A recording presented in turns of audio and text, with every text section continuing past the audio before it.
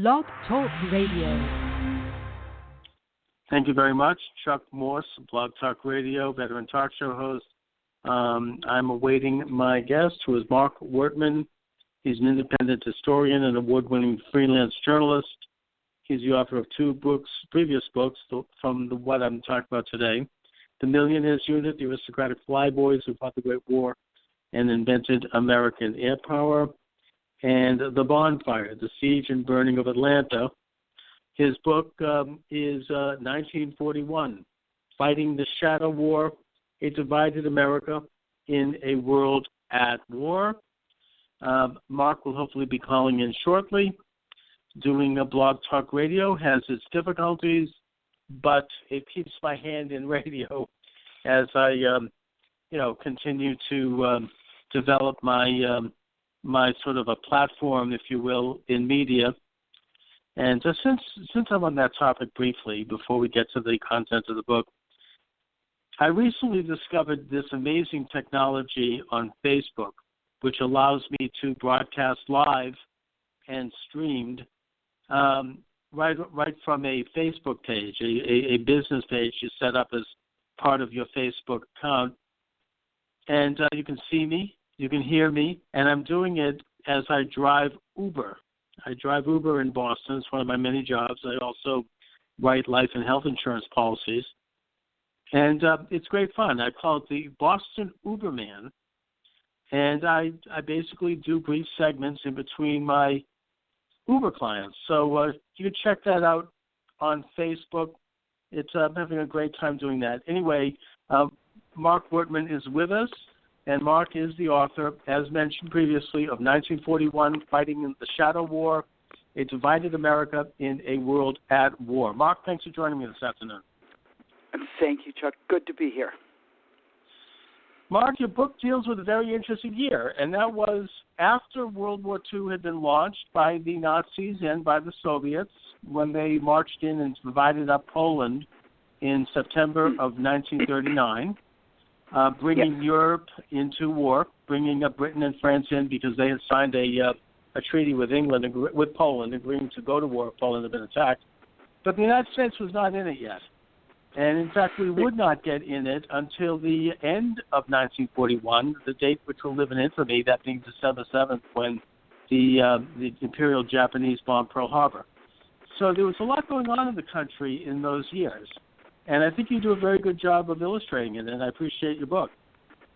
Well, thank you. Thank you. Yeah, I had always been concerned about why the U.S. allowed Hitler to progress for so long, why the U.S. didn't come in with military force in response to the conquests in Europe, and why, as I'm of Jewish background, and was always aware that both some members of my family were killed in the Holocaust and others who were refugees were not permitted to come into the country, why the U.S. did not, when news was already filtering back about atrocities, why the U.S. didn't, raise at least the moral flag. And so that led me down that path into that 2+ year period when the U.S. Became the arsenal of democracy, but it was explicitly not the army of democracy. It's kind of a separate topic, but I'm also Jewish, and I've been interested in the phenomena of the Evian Conference, which was held in 1940, I believe.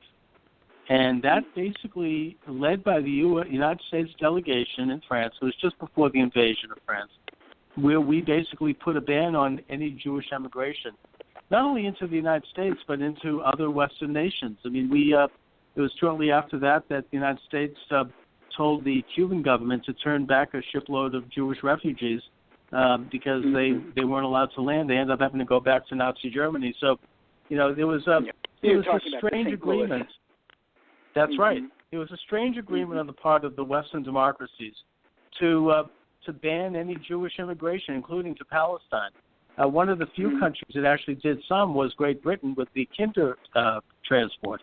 But other than that, there was just a shutdown of a ban of it, and there was no discussion of it. Franklin Roosevelt never discussed it publicly until the end of the war. And it's just a separate topic. But the issue at hand in your book is 1941, why is it that we didn't get in the war sooner? There was a major peace movement in the United States, which I learned a lot about from reading your book. And it was anti-war. It did not want to get in. It was made up. I mean, the big figures in it were Charles Lindbergh, who, based on some of the chilling things that he said that you recount in your book, clearly was an anti-Semite, and involved with this very bizarre Jewish conspiracy theories. But I think it's also, is it not true that this peace movement was much broader than that? It included people on the left, right, and center, and generally Americans did not want to intervene in this foreign war. Yeah. At this time in 1941, right around now, there was a Gallup poll taken that found that 75% of the respondents said that if Great Britain fell, and at this point Great Britain was fighting on effectively alone against the Nazis, and had gone through the Blitz. Its convoys were under attack, which were the essential lifeline to supplying an island nation, that if Great Britain fell, Americans by 75% felt that this would represent a serious danger to the United States. And that same poll found that more than 80% said that even at the risk of Great Britain falling, that Americans should not enter the war. You know? So there was a very broad sentiment in the country, and as you said, it was left, right, and center. On the left, right up until June 22nd, 1941, when the Germans invaded the Soviet Union, the Communist Party was strongly against American intervention in what it considered to be an imperialist war. And of course, as soon as Hitler invaded the Soviet Union, the Communist Party did a 180-degree turn and said, "This is our war. We need to come right away to the aid of the Allies." On the far right, there were people like Charles Lindbergh, who, as you mentioned, was strongly anti-Semitic. Although many of his biographers and people who study him don't actually perceive him that way. But I spent time looking at his private diaries from the period that are kept at Yale University, where his papers are. And he made in those diaries statement after statement about Jews that he saw as being an insidious force, hard to ferret out, but behind the push for the nation to go to war. And that he blamed for sabotaging his events, and claimed that they had outsized ownership and influence in the media, which all studies show that, in fact, other than ownership of the New York Times at that time, and the Hollywood movie studios, really had no significant ownership role in the media. And then you had people in this liberal center. Theodore Roosevelt Jr. figures importantly in my book. Ted Roosevelt, he was actually involved in ecumenical groups. He was very active in all kinds of civil rights movements, and very much opposed to what he saw as anti-Semitism within the anti-war movement. But he was very much an isolationist. He was the son of President Teddy Roosevelt. He was himself a hero in World War I. His knee had been badly shot up. And he got involved with America First, the organization that Charles Lindbergh became the chief spokesperson for, as did some of his siblings. And part of that was they just simply hated FDR. They hated Franklin Roosevelt. You show a real hatred between the two branches of the Roosevelts, the the Oyster Bay Roosevelts and the and FDR's Roosevelts, the Hyde Park, and boy, it was like personal. It was just a nasty breakdown. We should mention that I think American Jews were no more pro-war than anyone else. In fact, they were just as much a part of the peace movement as others, and that the people that were driving toward the war, and this is the one area where, while Lindbergh was certainly an anti-Semite and he had it wrong with Jewish conspiracies, it did seem to be something that was the purview of an elite group, kind of the top group of people. And I don't even necessarily think FDR was part of that. But they were pushing for war on the inside. FDR's policy, on the other hand, was one that would eventually be described in 1948 against the Soviet Union as containment, maybe with a little extra mustard on it. He wanted to contain the Nazi expansion and aggression without necessarily entering into a shooting war. I mean, he wanted to. He was very good at defining the nature of the enemy as evil and contrasting it with our society, which he identified as superior. He did a very good job with that, in the same way that Reagan did with the Soviet Union. And I wonder, looking back at this, because I've always taken the conventional view that we should absolutely have gotten it right away, perhaps that policy would have been the more effective policy in terms, it may not have been as quick, but it would have saved a lot of American lives if we had just contained the Nazis and allowed them eventually to implode on their own rot, like we did with the Soviets 30 years later. Well, first let's step back for a minute and actually look at what FDR was doing, because I think you sort of overstate his unwillingness to actually go to war. I think FDR acted in what he perceived to be the national interest, and also that he was a politician with his antenna up, and he understood that the American people weren't ready for war. I think that he made that he could have, as Henry Stimson, his Secretary of War, said, he could have taken much more forceful executive leadership to bring the Americans into the war. But he actually, throughout 1941, he was in the process of moving American forces more and more towards a footing that can only be said to be towards confronting Hitler's forces. I mean, he was moving the most powerful portion of the U.S. military, which was the Navy, step by step to the east in the Atlantic Ocean, until finally in July 1941 we occupied Iceland, and we set up patrols right in the midst of the declared German combat zone.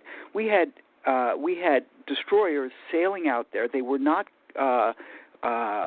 We were still neutral, and they were still what was officially called the Neutrality Patrol, but they were looking for warships, and they were announcing their presence. And American aircraft were patrolling within a few hundred miles of the UK. So inevitably, he understood that inevitably there were going to be confrontations between U.S. warships and German U-boats, and in certain respects he was using the United States Navy as bait to create a series of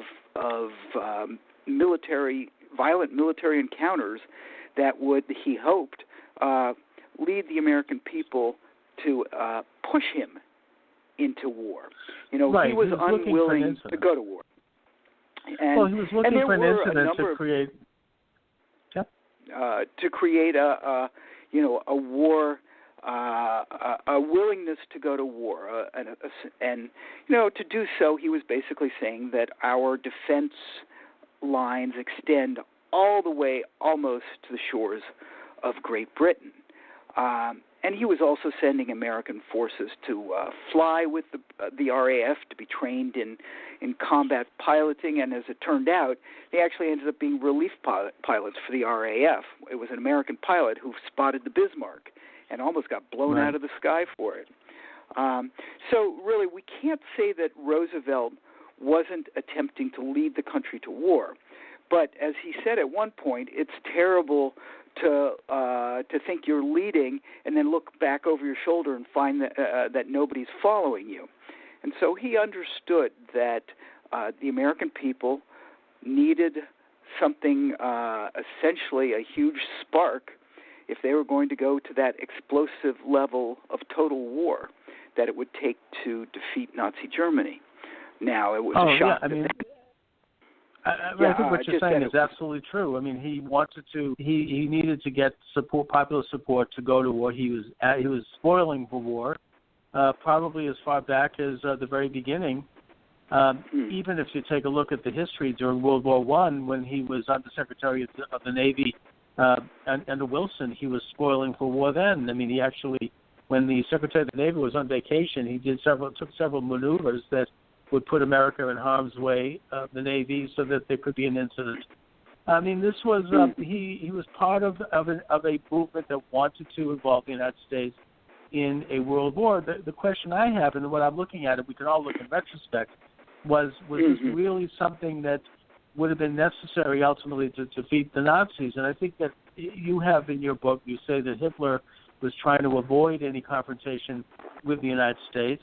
He was involved in a death struggle with the Soviet Union, and I think that it was none other than Senator Harry Truman, I think, who expressed the American sentiment at the time when he said that let these two evil empires, these two behemoths, these two socialistic entities, these two progressive experiments or whatever, let them duke it out and they'll basically exhaust each other.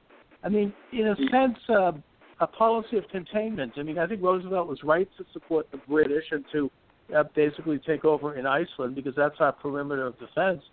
But to actually have instigated the hot war, and also with Japan too, I mean, to cut off their trade supplies to the degree that they were backed into a corner and ended up occupying Southeast Asia.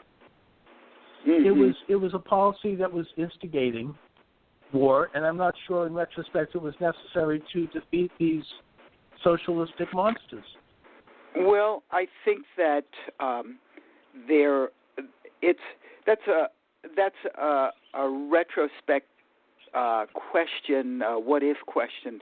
One of the things that we have to be very aware of was that in Washington, in London, and certainly in Berlin, the perception was that the Soviet Union wouldn't last 2 months after the Nazi invasion of the Soviet Union. Now, Hitler's view of this was that once he had gotten rid of Stalin and captured the breadbasket of Ukraine, which was, of course, a big part of his Lebensraum, his intentions, this need to find territory for the Aryan people to expand into and to provide food for them. While you talk about, let these two horrible empires fight it out. In the meanwhile, the German intention there, with the Nazi intention, was to murder all of the Jews there, which they essentially did, and then and to enslave the Slavic peoples and work and starve them to death. So this is there is no we can't. In retrospect, in any kind of humanitarian perspective, simply take this sort of political view that says, "Well, God, let them beat each other to death," because the victims of this were millions and millions of people, and but the vast majority of them innocents. Of course, and I think the American view, as expressed by Truman, was that both sides were equally evil when it came to those sorts of records. Let's not forget that Lenin had already slaughtered 3 to 4 million people before Hitler even joined the Nazi Party. I mean, this was, they had set up a system of concentration camps they called the Gulag, which was imitated by the Nazis. Their Cheka was imitated by the Nazis when they developed the Gestapo. I mean, their whole system of government was emulated and admired by the Nazis as they set up their model. Well, so I think Hitler had took... a very evil... Yeah, both sides were equally evil. Yeah, well, I don't know whether I mean, I whether personally we should believe get the Nazis were worse because I'm a Jew, and of course, that's an unprecedented event in history, of course, but of course that hadn't happened yet in 1941. It was the Wannsee Conference wasn't until 1942. But the point is that these two evil empires were, they were equally, I think, should have been viewed as enemies of the Western democracies, and perhaps using the Keenan model, which came on later, they could have been isolated and encircled in the same way maybe that we might look today at Islamic terror. These are systems that, when I read some of Roosevelt's statements as he describes the Nazis, it reminds me of today, the enemy that we face. These are enemies of America, enemies of the Judeo-Christian civilization. Yeah. Well, I think and we both, have to be... Both of them were. Well, let's be very, very, very careful about making comparisons between a nation state with with the powers of a great nation state and a 10 million man military force and a large industrial base and a long national history that was in the process of expanding and using industrial murder and terror at home to create and reinforce its power. Let's be extremely cautious about comparing that to the elements of scattered elements that are largely disorganized, highly, in many cases, most cases, impoverished members of a religious faith who have no significant state organization behind them.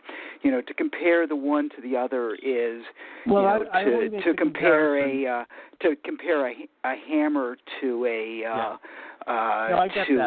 fingernail.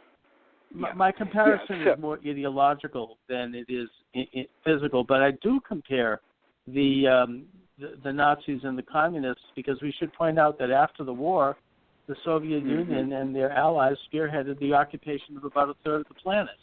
And so, we had, they were, you mentioned in the book in a very admirable way the role of Harry Hopkins as an advisor to the president and how he created a liaison with the British, and he played a sort of an insider role in getting the parties on the same page with regard to eventually going to war. But his record wasn't so great when it came to dealing with the Soviet Union. And there's information that's been revealed, particularly George Racy Jordan's diary, who worked under Hopkins, that indicate that Hopkins was helping the Soviets get nuclear material in the 1940s. It's kind of a... No, there is... Hopkins was investigated quite thoroughly. Hopkins' telephones were tapped. There has never been a shred of evidence that has been brought forward that proves in any way that he was a Soviet agent. What he was, and this was quite clear, was somebody who believed that ultimately Hitler had to be defeated.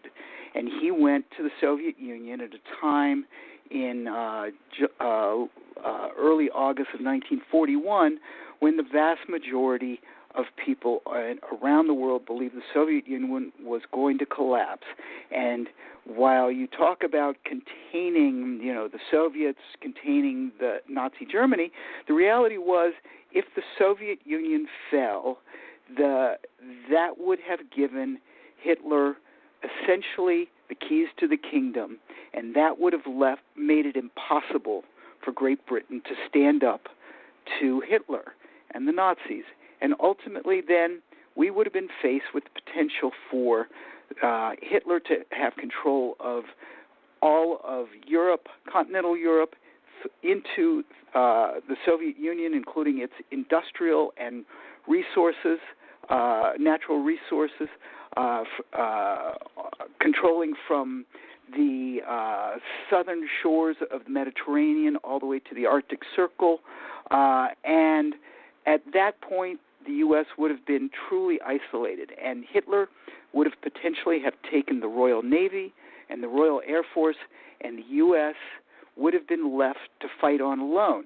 And then you would have had the situation in which the Axis would have been invoked, and which it was in any case when the Japanese attacked Pearl Harbor, and you would have had the U.S. not just facing a two-front, two-ocean war, but facing it absolutely alone with no allies at all. In that situation, if you say, well, this would have been potentially a better outcome, well, then I think you're whistling, you're whistling in the dark and thinking that a flashlight is the sun. Mark, you make very good points. No, you make a solid case that a scenario of what might have happened. I think that it's easy to say in hindsight for any of us, but to my way of thinking, both the Nazi and the communist movements were so evil and so anti-human in a way, and antithetical to basic freedoms that individuals enjoy in this country, that it would have imploded as it did in the Soviet Union without firing a shot. It would have extended itself. I mean, Russia was not going to give up, and we knew that already by the summer of 1941. And they weren't going to be able to ultimately prevail there. I mean, that became pretty clear. Well, that's that's the perception that we've gained as the result of the deaths of 20 million Soviet Red Army soldiers and the murder of nearly 6 million Jews, as well as countless other so-called inferior people in the territories that the Nazi forces overran. To think that that at the time that the Red Army was going to hold out was, that was by no means the common viewpoint from Henry Stimson. It was actually.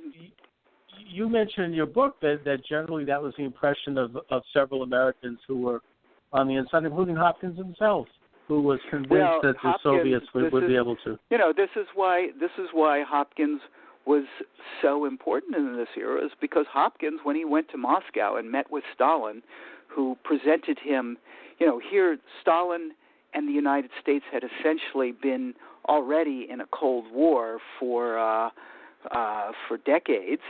And no high American official had ever met with Stalin. Here you had Harry Hopkins, the president's alter ego, coming to Moscow, and Stalin telling him, essentially giving him the keys to the kingdom as far as explaining what the Soviet military capabilities were, where its industrial bases were, what it needed in order to hold out. And this was at a point at which the Nazi army was already within 200 miles of Moscow. When Hopkins was there, Moscow was under bombardment. So Hopkins did not go there with the belief that the Soviets would simply hold out and then reverse the tide. He was going there to understand where they could possibly stand up against this fierce, experienced, well-equipped German army. And most high U.S. officials did not think they would, and in fact said, there is absolutely no reason to aid the Soviet Union, because if we aid them, that equipment's just going to fall into the hands of the Nazis. So what Hopkins did was he basically got a very, very clear, factually based and empirical viewpoint of the state of the Red Army and he was able to convince President Roosevelt, against the advice of his military leaders, that, in fact, with American aid, the Soviet Union would be able to hold out, and that whether that would be sufficient to turn the tide and actually defeat Hitler was by no means clear at that point, but what was clear was that the most important thing for the U.S. national interest, this is not a question of defeating Hitler or not. It was a question of the U.S. national interest, that the most important thing for the defense of the United States was that Hitler be preoccupied militarily as long as possible in the Soviet Union. So, right. No, for sure. But of course, I think as the war dragged on and as the United States got involved, it was quite clear that the Soviets had turned the tide and had got the upper hand, and I think we kind of stayed a little too cozy with them after that, because they ended up betraying our values, double-crossing Europe, and marching on to a brutal occupation of Eastern Europe, not to mention a bunch of other things. So, but anyway, all right. We could debate that. That's a whole different ball of wax. Marc Wortman, I want to thank you for joining me. It's a very interesting book. I appreciate you writing it. I've really enjoyed it. How can people get it? Well, they can get it at their local bookseller. They can get it from Amazon, or they can go to my website, which is marcwortmanbooks.com. It's MarcWortman books, marcwortmanbooks.com, and find out more information about me. I've written 2 previous books, one about aviators in World War I, another about the rise and fall of Atlanta in the Civil War, and find ways to get a hold of 1941 Fighting the Shadow War. It's available wherever good books are sold. And you're a good war writer, by the way. I mean, you seem to capture you capture the atmosphere very well. Anyway, thanks so much, Marc. I appreciate it. Okay, Chuck. I really appreciate you inviting me on, and your listeners for listening in. Thanks a lot. Take care. You too. All right. Bye-bye. Bye-bye. Okay, so that's Marc Wortman. He's the author of 1941. My books, of course, are available at Amazon Kindle. Put in my name, Chuck Morse, Morse, like Morse code, and they'll come up. And again, I want to thank Marc Wortman for joining me. The book is 1941, Shadow War, A Divided America in a World at War. Thanks for listening, everybody. Have a good day.